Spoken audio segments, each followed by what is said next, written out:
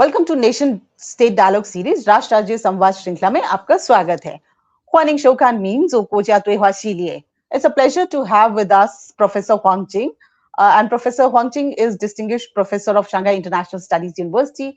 And before joining SISU, Professor Huang was the Lee Foundation Professor on US-China Relations and Director of Center on Asia and Globalization of the LKY School of Public Policy at National University of Singapore from 2008 to 2018, Senior Fellow at the Brookings University from 2004 to 2008, Shorenstein Fellow at Stanford University from 2002 to 2003, Associate Professor of Political Science and Director of the Asian Studies Program at Utah State University from 1994 to 2004.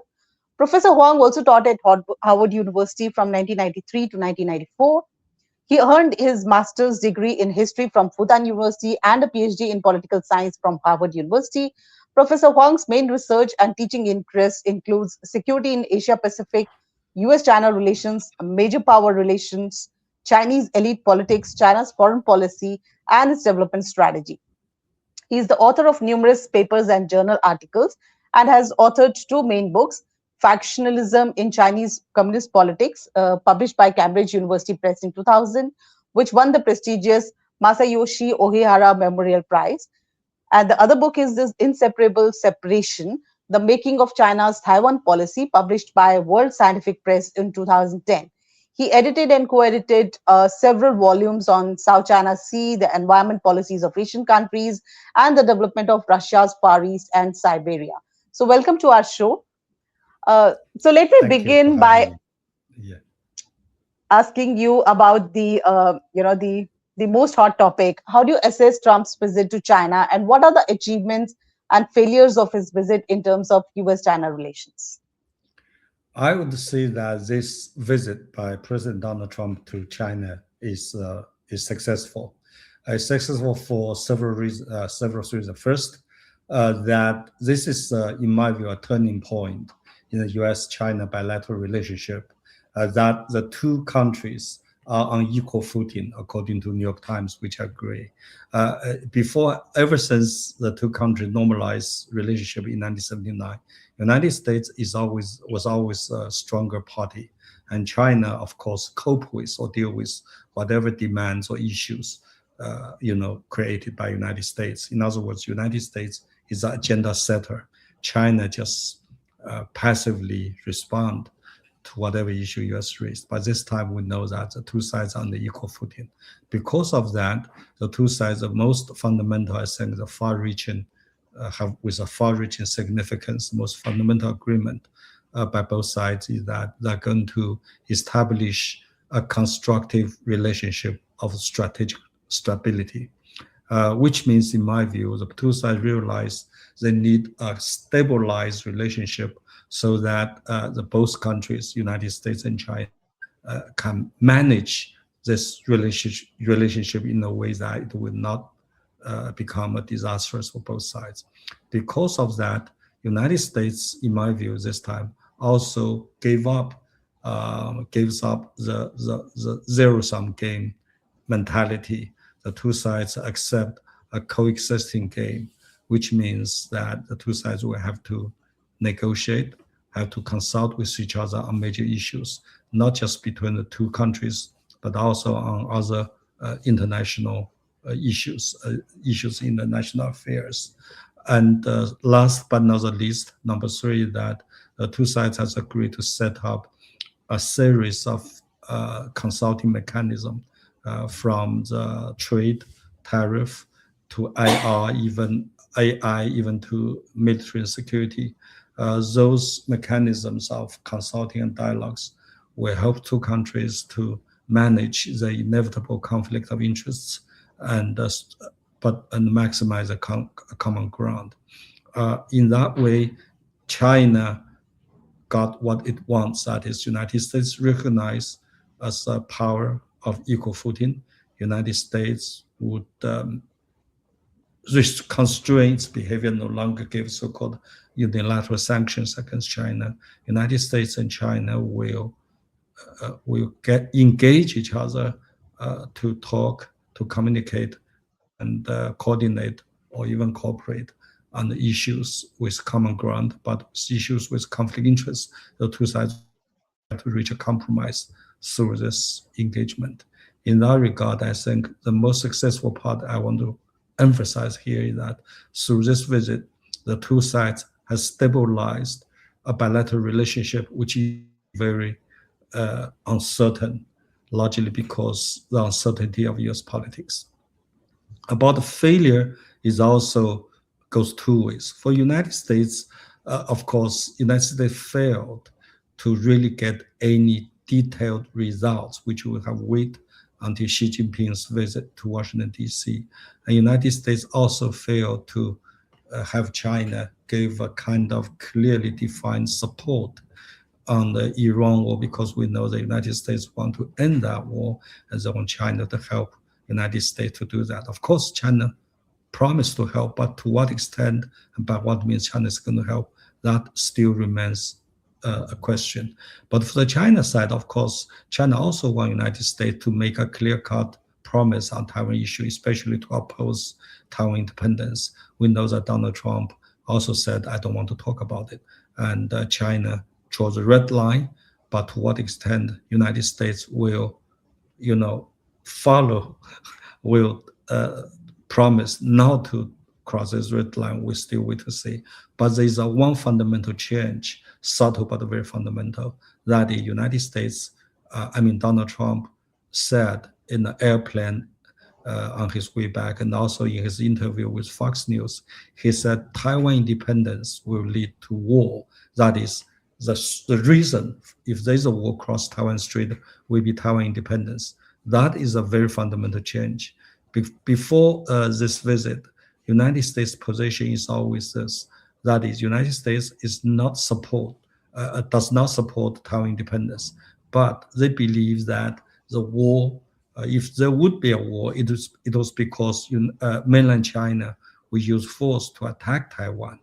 That is the reason for war. But now United States says, like Rubio said, China really wants a peaceful reunification. It is Taiwan independence that will lead the war. So that's the source of the war, which is always a position of mainland China. Because mainland China always says that if Taiwan does not seek independence, then two sides can talk to each other and eventually reach what they call a peaceful reunification. But if Taiwan goes for independence, then mainland China will have no choice but to use force or non-peaceful means against Taiwan to make sure that Taiwan would become independent. But this time, United States, Donald Trump has accepted this position of mainland China that Taiwan independence will lead to war. That is independence. And all in all, I would think that this summit between Donald Trump and Xi Jinping is more symbolic rather than substantial. We cannot expect or hope that one summit will solve all the problems between United States and China. But symbolically speaking, like I said, this is very successful because eventually the bilateral relationship between two greatest power on earth has become stabilized. Both sides agreed instead to fight against each other, they're going to work with each other. Instead of working against each other, now they want to work with each other to solve the issues between them and all the other issues, international affairs. Yeah, so I will come to the Taiwan issue a little later also, but let me just focus something more into what you have been saying about the US and China all live in the same village, and I quote that, and are fundamentally structural stakeholders in the current global economic system. So can you please elaborate a bit more on this, and where do you see the tariff war heading? That is one issue which still, has some hinging on or lingering on the, US-China relations. Yes, United States and China are the members of international community.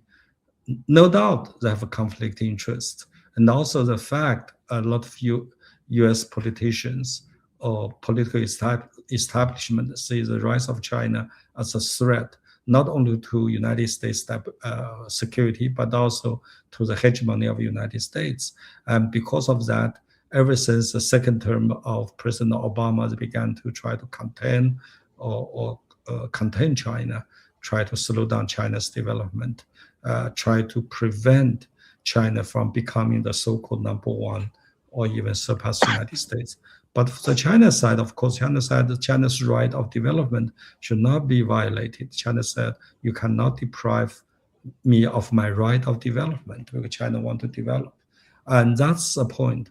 But now the situation has been changed. The reality is that United States and China are on the equal footing, equally powerful.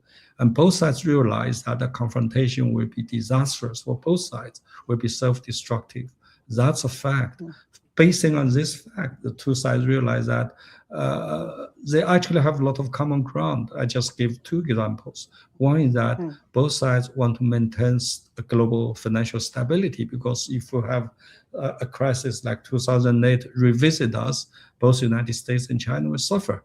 And the second example is that both of them want to avoid a major confrontations, not just between United States and China, but also between, for example, United States and Russia, or China and India as a major powers, because all those great powers have nuclear weapons. And if a confrontation started between all those major powers, it would be disastrous, not for the involved parties, but for the entire humankind. So I think the United States, Donald Trump realized, and also China also agree. Actually, China initiated that we should, work with each other rather than against each other. And in that regard, not only United States and China will be secure, but the entire world will feel much more secure than before. And as a result,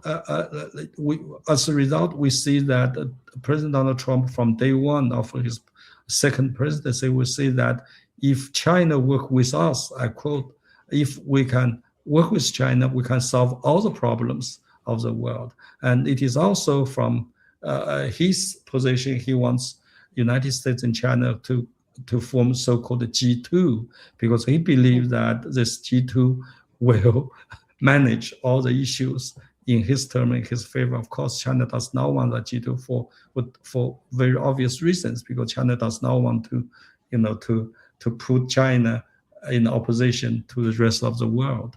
And for the rest of the world, one hegemon is bad enough, but if two hegemons working with each other will be even worse. China understands that.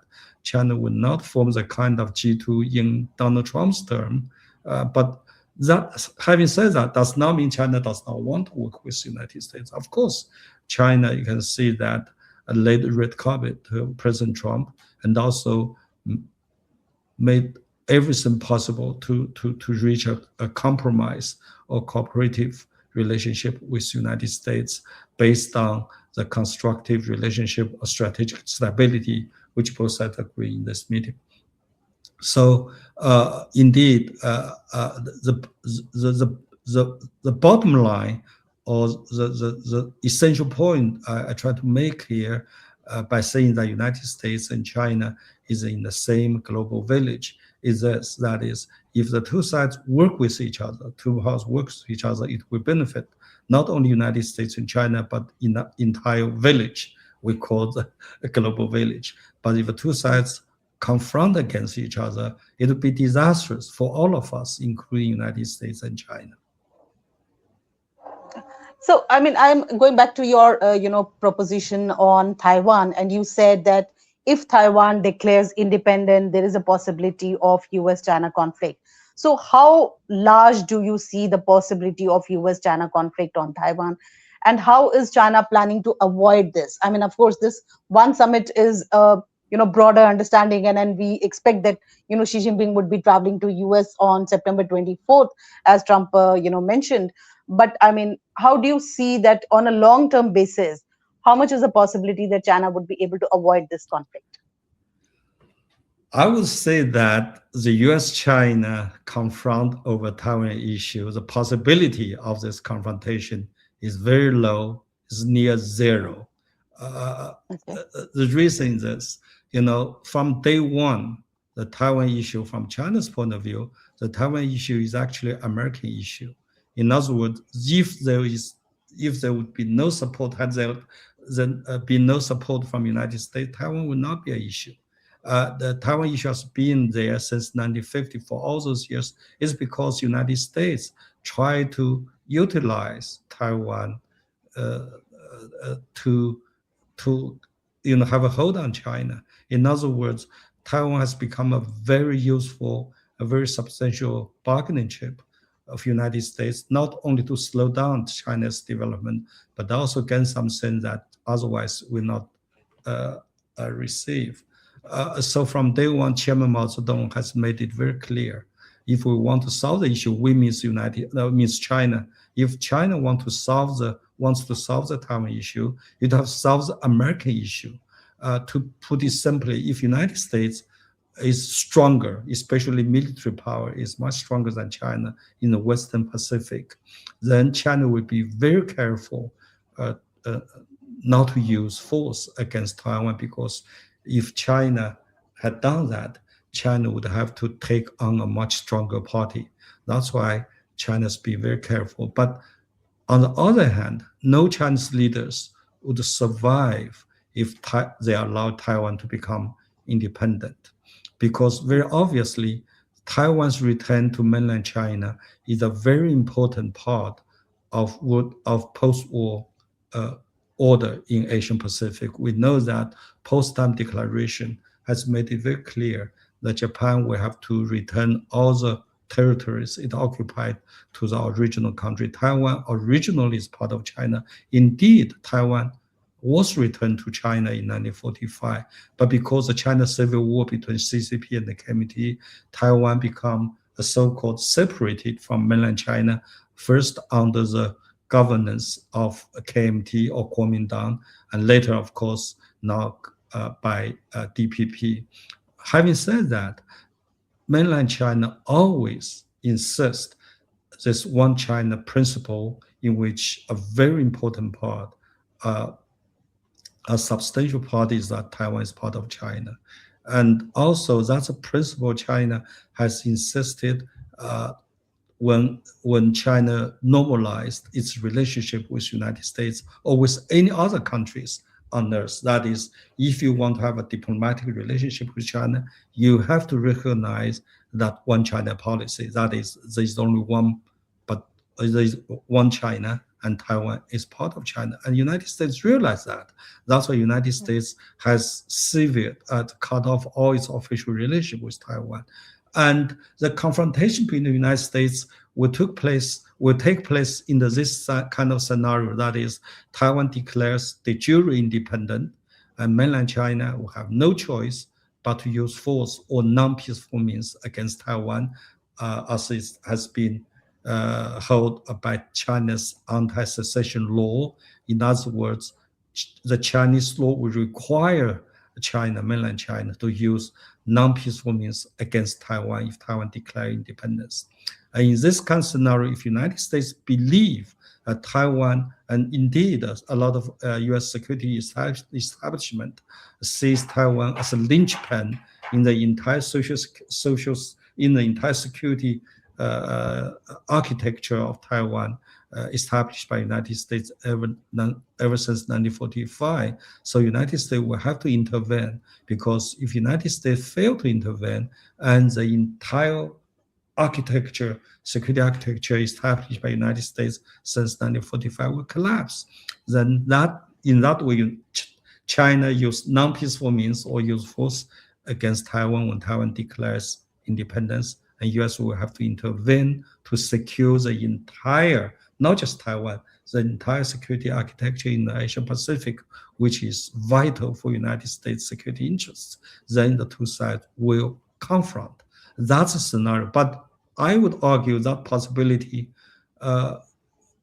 is zero, because United States will not and cannot intervene if China becomes stronger military, in terms of military power, stronger than United States in the Taiwan water, because that will be disastrous for United States. And that's why China has, tried to build up its military ever since 1995 or 1996, when in those years we have a crisis across Taiwan Strait caused by Li Denghui, Taiwan's leader Li Denghui's private visit to the United States. At that time, China's leadership decided to launch a military exercise across Taiwan Strait to send a clear and strong message that Taiwan independence means war. And in order to deter mainland China, United States deployed 2 carrier battle groups in the Taiwan Strait to roll back China. And after that, all the military defense investment, all the acquisition of the military equipment, all the trainings of fighting doctrines for mainland China is actually for one purpose.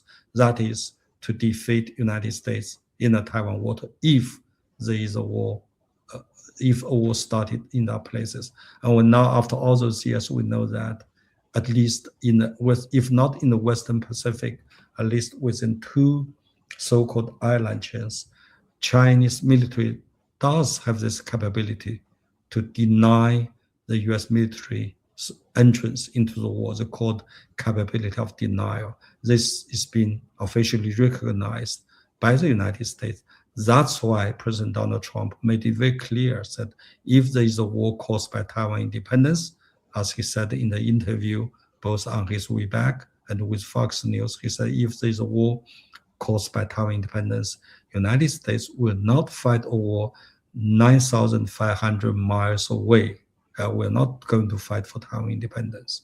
And Hexas, defense minister or defense minister of war of United States, Hexas, also implied in the Shangri-La dialogue just happened a few days ago, the United States will not engage China in the warfare in not just in Taiwan water, but in the entire Western Pacific, because that means that will lead to a very destructive result.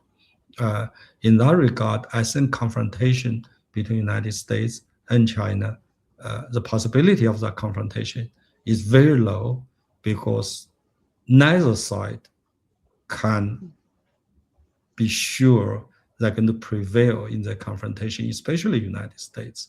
And that will lead to a much bigger non-conventional war in which neither side can survive if that has become reality. That's why the United States has already made it very clear by Donald Trump that it will not go to war with China if that war is caused by Taiwan independence. And that's a red line I draw. In that regard, I do not believe that there would be a war between the United States and China. Frankly, I do not believe Chinese leadership will be unwise enough to use force against Taiwan because they already have the entire area, Taiwan water, under control.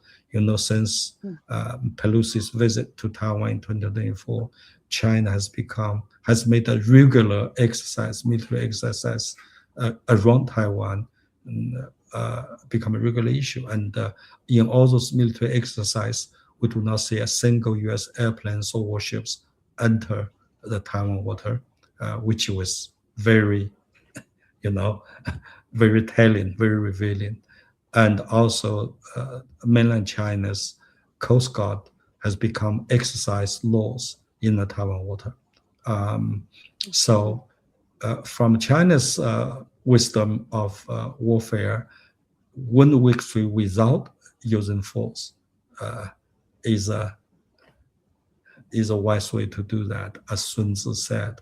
So China indeed very sincerely looking for or pursuing a peaceful reunification. And I think that China will not use force against Taiwan unless the anti-secession law of China being violated.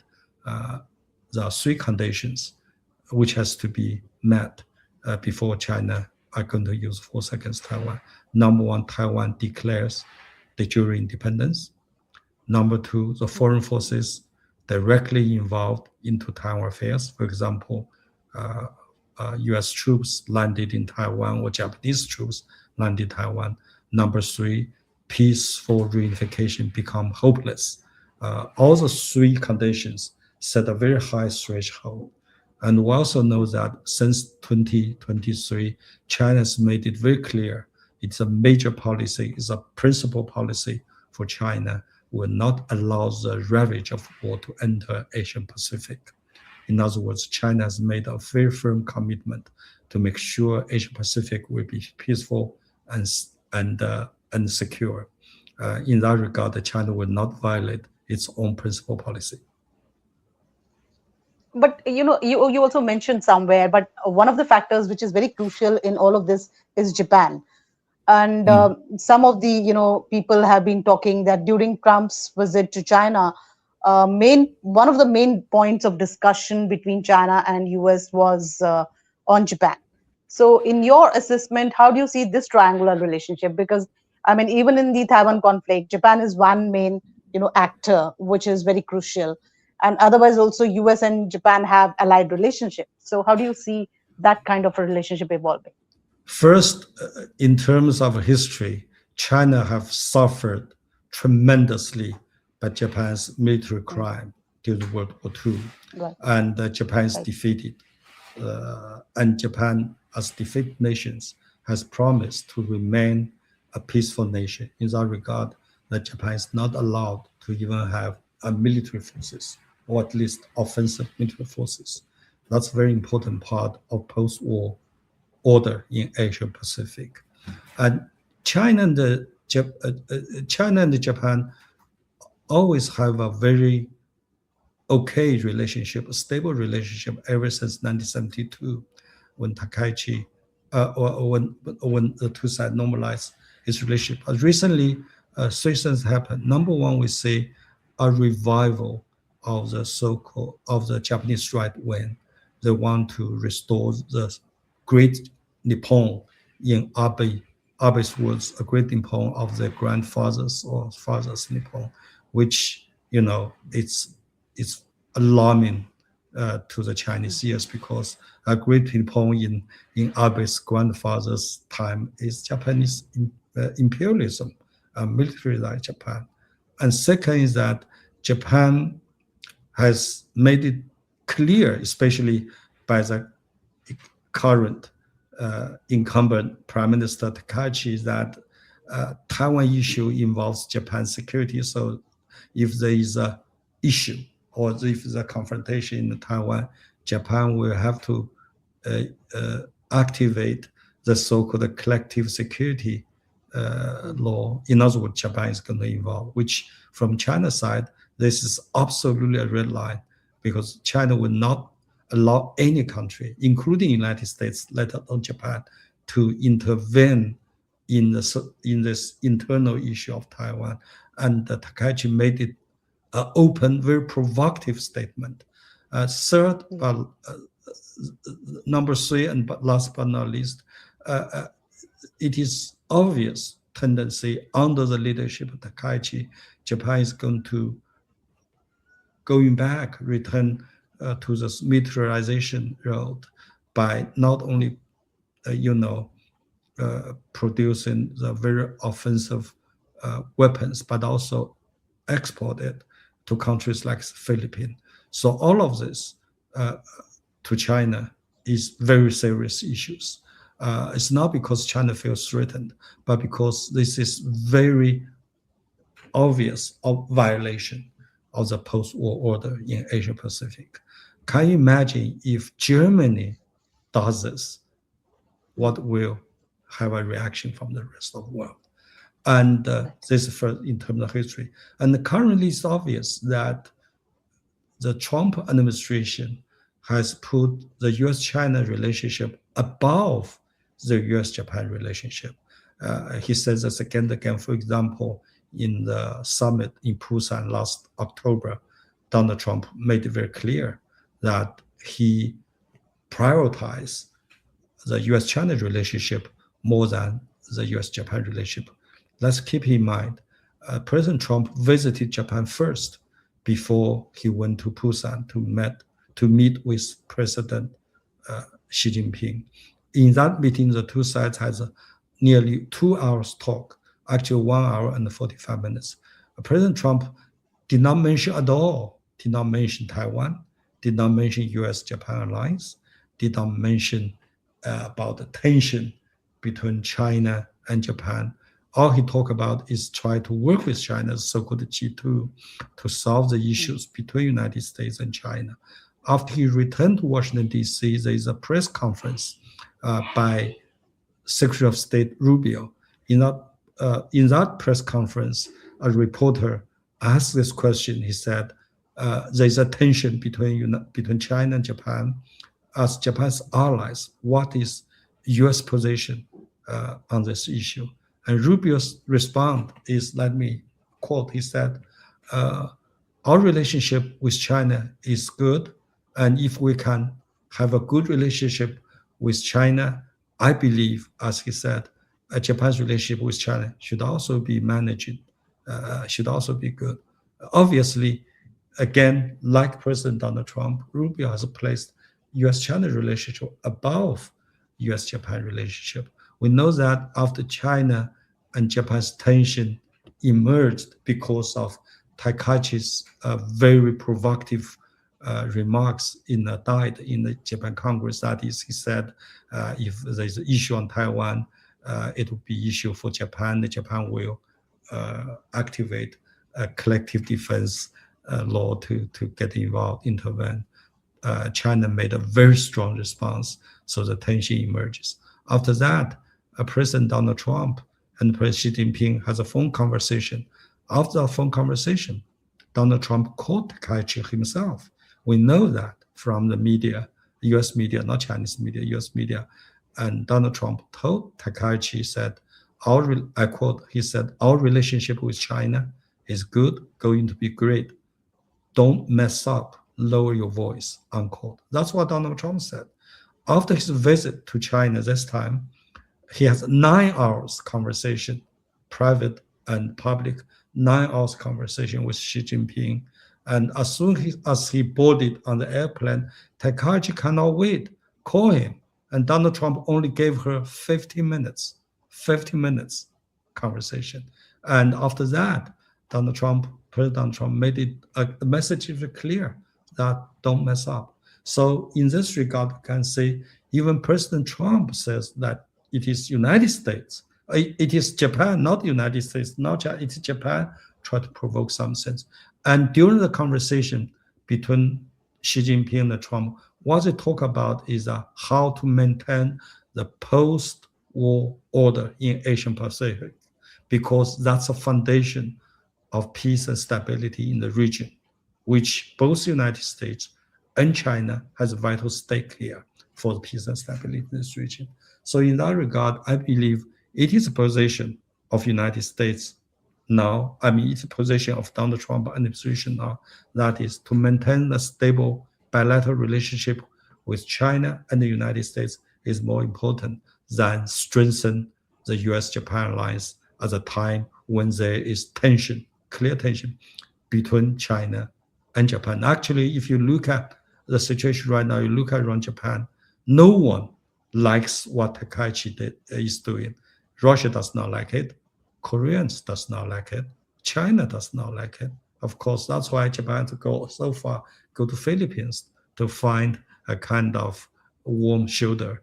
Recently, of course, China already responded very, very tough on that.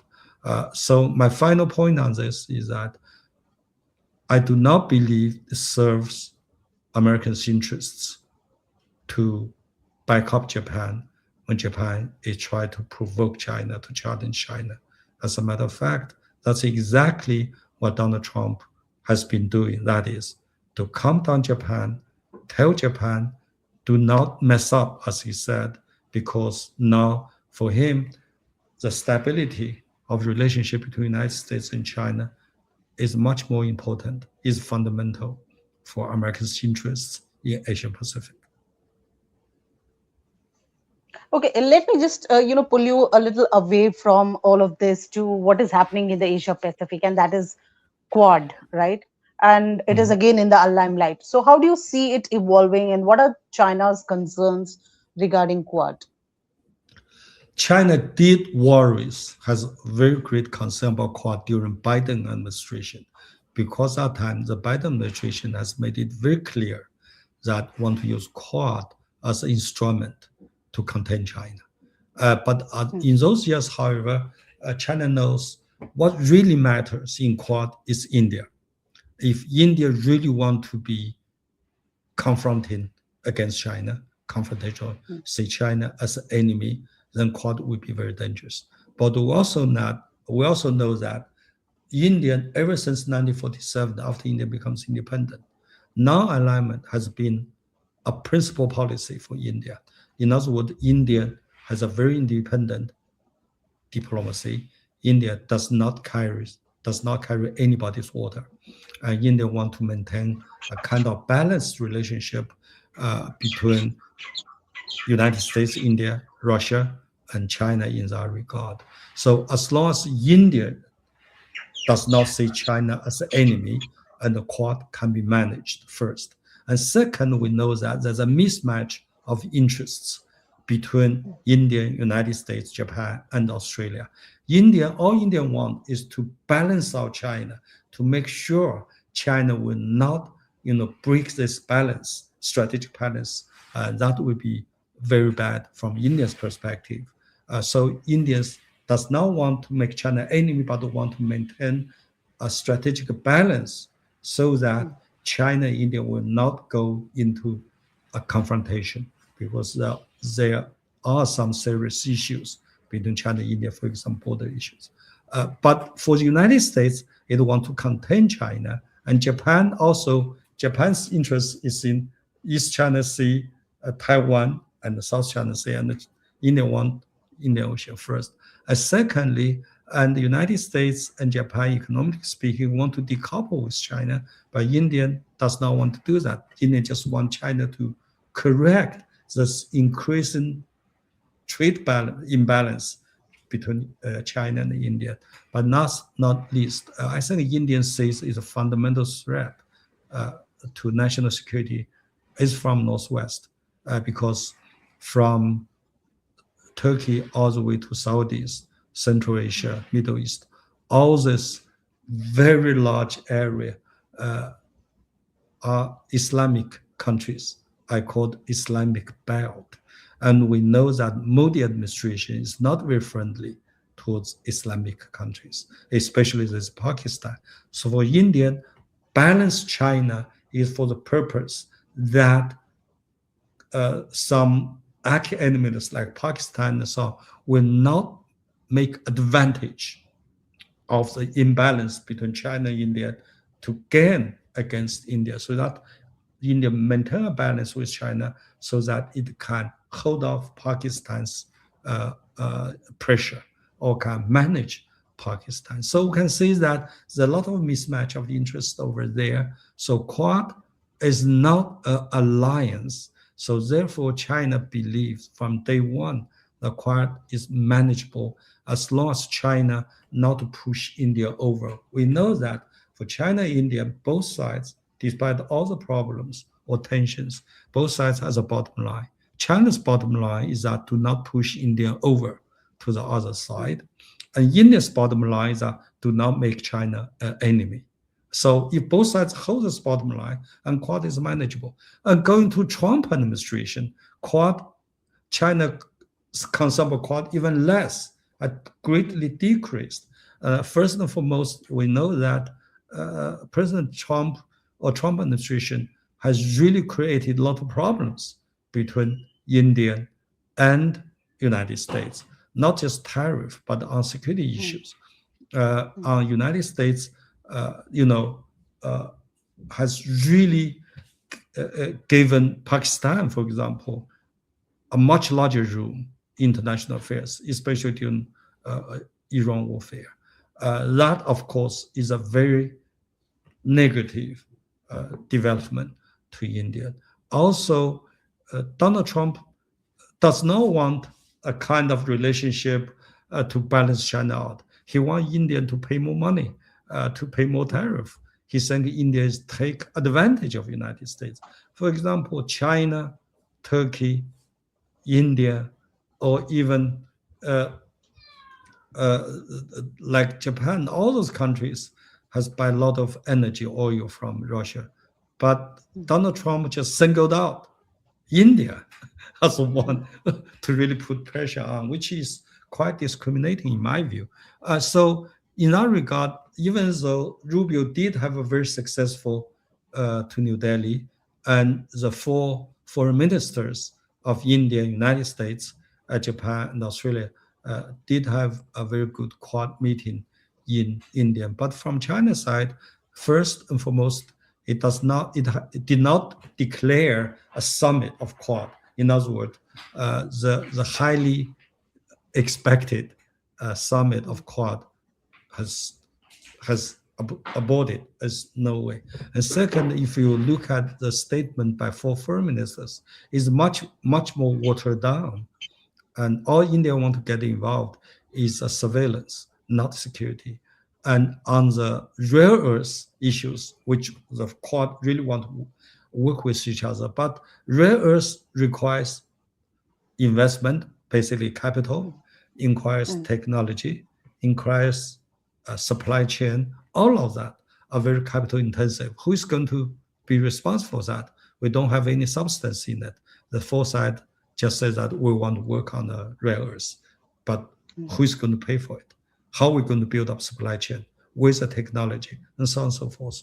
So in that regard, Quad is an issue in Chinese mind, but China believes that as long as China can maintain a stable bilateral relationship between India and China, and also between United States and China, Quad is manageable. And we also know that China also has a very dynamic relationship with Australia. And the only problem for China now is Japan, because China, from China point of view, again, China cannot tolerate any revival of the right-wing forces, which will lead to Japan's remilitarization. That is red line that China will not allow anyone to cross. So let me just put you a little more into India thing that you've been talking about. I mean, in the changing regional and global dynamics, how do you see India? Where do you see India, and what role it plays in the new global order in terms of how China would view that? Of course, China first and foremost recognize and will deal with India as a major power in Asia, or even a global arena. We know that there are four major powers right now: United States, China, India, and Russia. China realized that ever since industrialization, the fundamental change is that all the global powers, big powers, only United States is coming from the West. Germany, Great Britain, France, all of them has ceased to become a global power. In other words, we just about 50 years ago, all the major powers are in the Atlantic region, but now none are there. And China, India, Russia, all in the global south. That's a fundamental change, and this is irrevocable. For the second is that ever since industrialization, the driving force in the major power relations, a conflict, a war. That's why we have World War I, World War II, or Cold War. But if you look at the driving force between China, India, and Russia, the three powers in the global south are not conflicted, a cooperation. All the three are members of BRICS. All the three are members of Shanghai cooperative organizations. If we take a long view from history, we can see that it takes over 100 years of bloody war before the West realized they need to have an international organization or international institution. That's why they established Union of League after World War I. But among China, India, and Russia, they already have an international institution, like I mentioned, right? The BRICS and Shanghai organizations. All those institutions has provided a very good, very necessary platforms for three powers to communicate, coordinate, consulting, or even cooperation. I call the 4 Cs. That's very important. So the driving force is not conflict. I always told my Western friends that, look, there is a very serious border dispute between China and India. Several, little conflict has took place in the past 10 years. And the Chinese soldiers and Indian soldiers use the fist, use stones, use sticks against each other. Life, very, very unfortunately, very tragically, life been lost by both sides. Both Indian soldiers and Chinese soldiers has been killed in those little conflict. But let's keep in mind, every Indian soldier, every Chinese soldier has a machine gun on their back, on their shoulder. They are so strong, the constraints are so strong, they never fight a bullet. Can you imagine if such a conflict took place between two Western powers? Right? You can say both Indians and Chinese, both leaderships, knows they're not going into a confrontation. They try to solve these issues, no matter how long it takes, no matter how hard it is. They're not going to go into war. This kind of determination, in my view, is very fundamental. And that's the first point.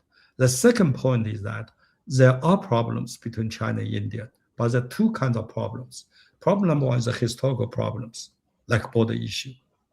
I always told my Indian friends in the West countries, those border issues is a heritage of colonialism, because the border between China and India is not drawn by Chinese or Indians. It's drawn by the British. So therefore, this border dispute is not a bilateral issue, it's an internal issue.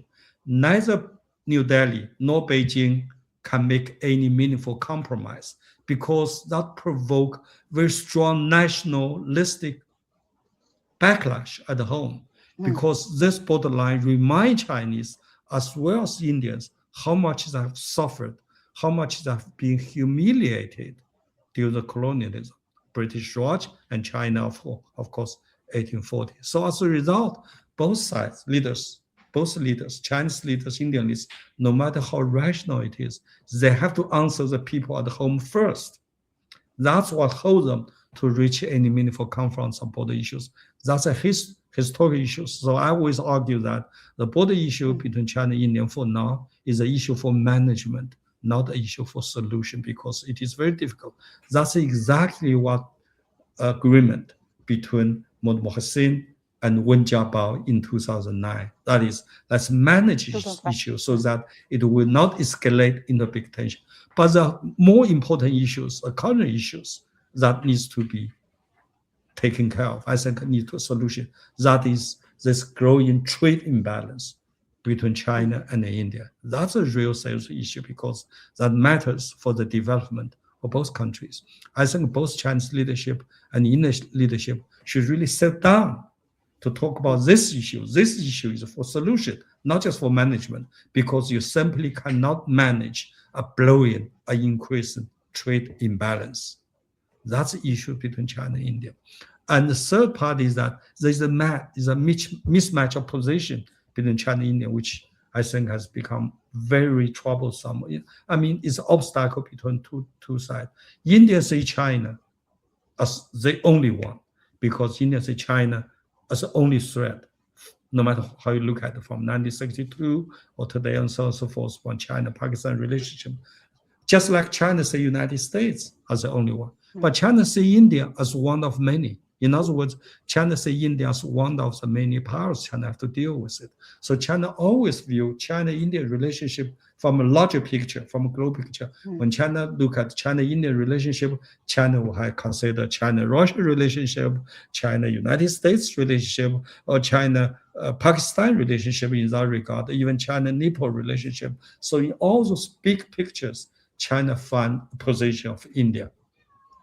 But when Indians say China-India relationship, China say China only per se as China. And so therefore, whatever relationship China with other countries, for example, China with United States, China with Russia, if that relationship becomes positive, and India will feel threatened automatically or naturally, because India says that any improvement or any good relationship between China and the United States, between China and Russia, India will feel insecure, because that makes China stronger. So this kind of mismatch has become a problem. And the second problem is that I think India has to say, United States has tried very hard to contain China, to prevent China from becoming number one. But now United States realized that that effort has failed. United States has recognized that China is an equal footing power. And some US scholars even argue that it is inevitable China will become number one, at least economically. So therefore, United States attention began to pay a country or player right behind the United States. That is India, because one China is bad enough for United States.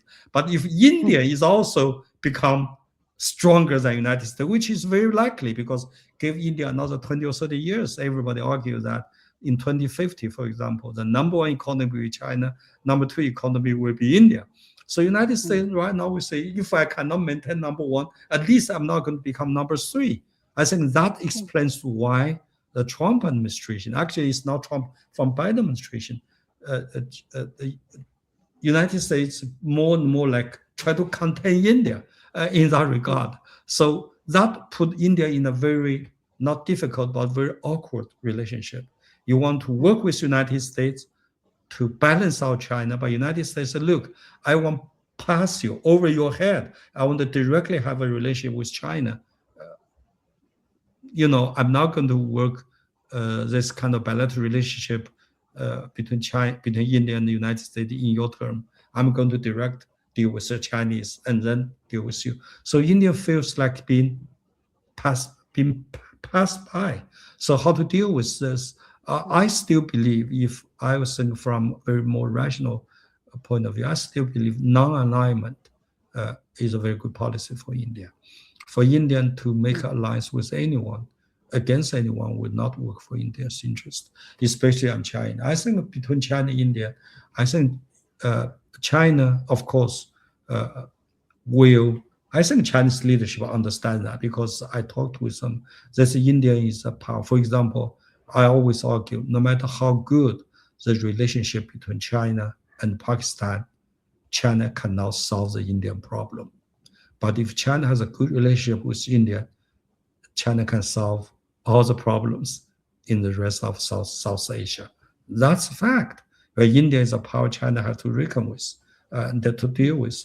But it is Indians that have to realize that the best way to maintain balance with China is to work with China rather than work against China. Okay, that's a very positive note that China has to work with India and India has to work with China rather than against each other. On that positive note, thank you very much, Professor Huang Jing. It was very enlightening and very interesting to hear your views. And to our viewers, for such interesting discussions and debates, please keep watching this, this channel, like our channel, subscribe to our channel, and wait for another interesting, show that will come up next time. Thank you very much.